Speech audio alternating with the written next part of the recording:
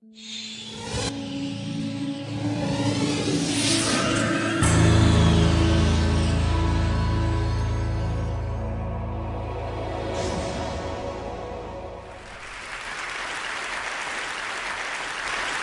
historically, there's been a huge divide between what people consider to be non-living systems on one side and living systems on the other side. So we go from, say, this beautiful and complex crystal as non-life and this rather beautiful and complex cat on the other side. Over the last 150 years or so, science has kind of blurred this distinction between non-living and living systems, and now we consider that there may be a kind of continuum that exists between the two. We'll just take one example here. A virus is a natural system, right? But it's very simple, it's very simplistic. It doesn't really satisfy all the requirements, doesn't really have all the characteristics of living systems, and is in fact a parasite on other living systems in order to, say, reproduce and evolve. But what we're going to be talking about here tonight are experiments done on the sort of non-living end of this spectrum. So actually doing chemical experiments in the laboratory, mixing together non-living ingredients to make new structures, and that these new structures might have some of the characteristics of living systems. So what I'm talking about here is trying to create a kind of artificial life. So what are these characteristics that I'm talking about? These are them. We consider first that life has a body. Now this is necessary to distinguish the self from the environment.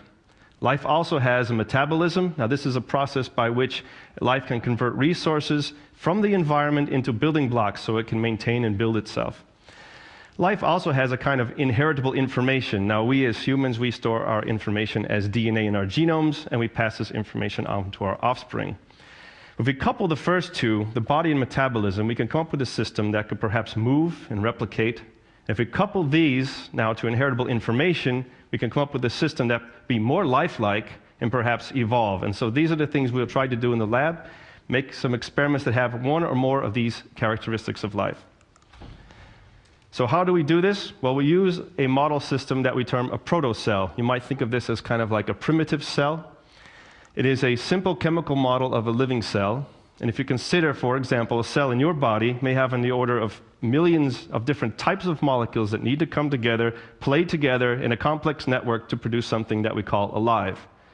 In the laboratory, what we want to do is much the same, but with on the order of tens of different types of molecules. So a drastic reduction in complexity, but still trying to produce something that looks lifelike. And so what we do is we start simple and we work our way up to living systems. So consider for a moment this quote by Leduc 100 years ago, considering a kind of synthetic biology.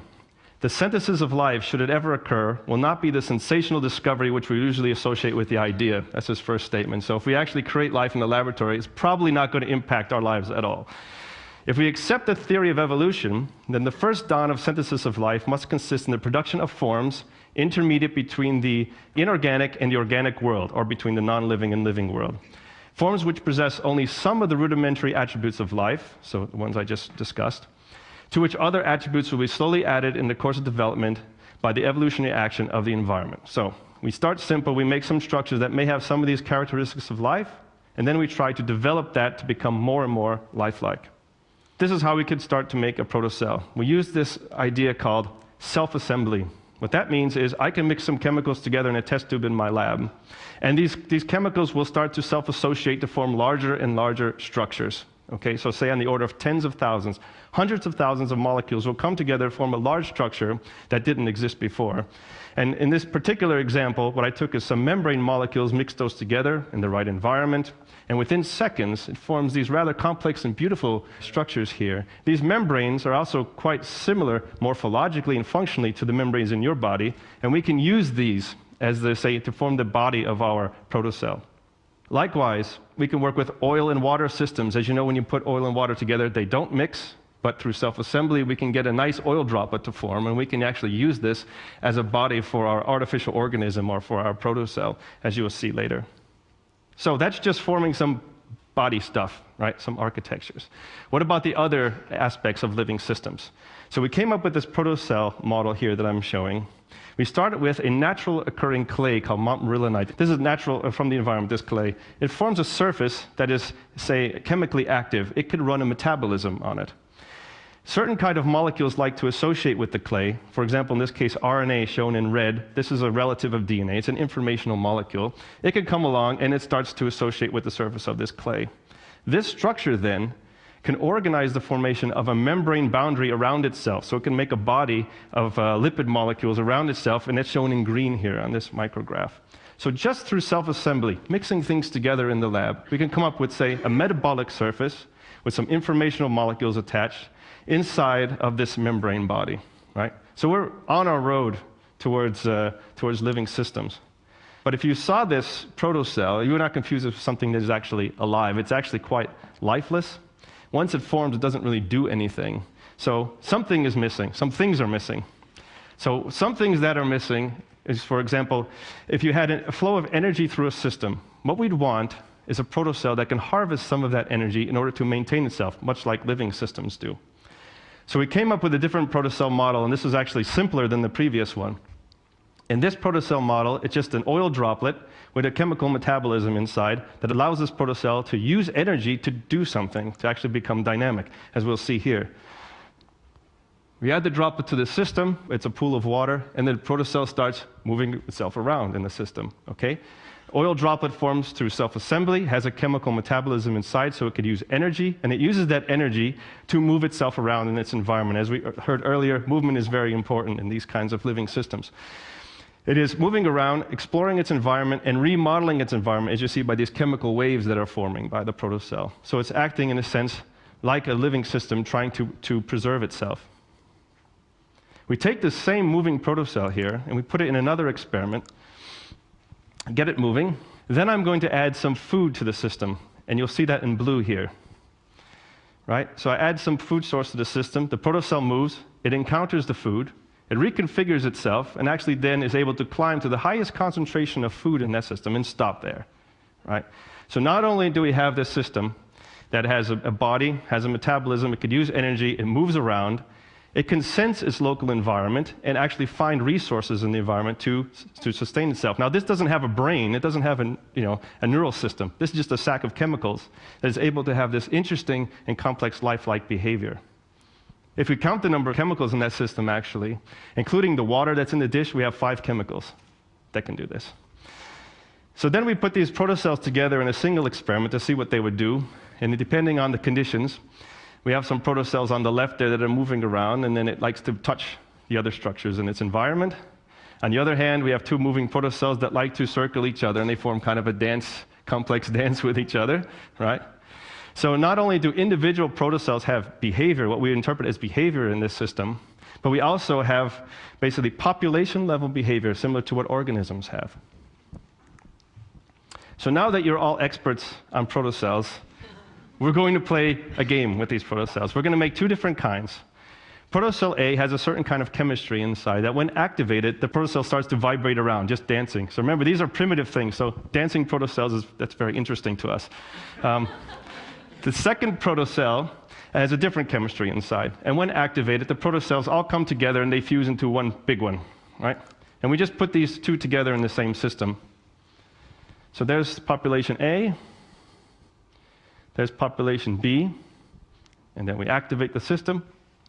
And protocell B's, the blue ones, they all come together, they fuse together to form one big blob, and the other protocell just dances around. And this just happens until all of the energy in the system is basically used up, and then game over. So then I repeated this experiment a bunch of times, and one time something very interesting happened.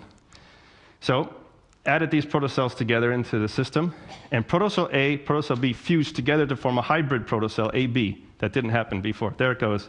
There's a protocell AB now in the system. Protocell AB likes to dance around for a bit. Well, protocell B does the fusion, okay? But then something even more interesting happens. Watch when these 2 large protocells, the hybrid ones, fuse together. Now we have a dancing protocell and a self-replication event, right? Just with blobs of chemicals again. So the way this works is you have a simple system with 5 chemicals here, a simple system with 5 chemicals here. When they hybridize, you then form something that's different than before. It's more complex than before. And you get the emergence of another kind of lifelike behavior, which in this case is replication. So since we can make some interesting protocells that we like, interesting colors and interesting behaviors, And they're very easy to make, and they have interesting lifelike properties. Perhaps these protocells have something to tell us about the origin of life on the Earth. Perhaps these represent an easily accessible step, one of the first steps by which life got started on the early Earth. Certainly, there were molecules present on the early Earth, but they wouldn't have been these pure compounds that we worked with in the lab and I showed in these experiments. Rather, they'd be a real complex mixture of all kinds of stuff, because uncontrolled chemical reactions produce a diverse mixture of organic compounds. Think of it like a primordial ooze, okay? And it's a pool that's too difficult to fully characterize, even by modern methods. And the product looks brown, like this tar here on the left. A pure compound is shown on the right for contrast.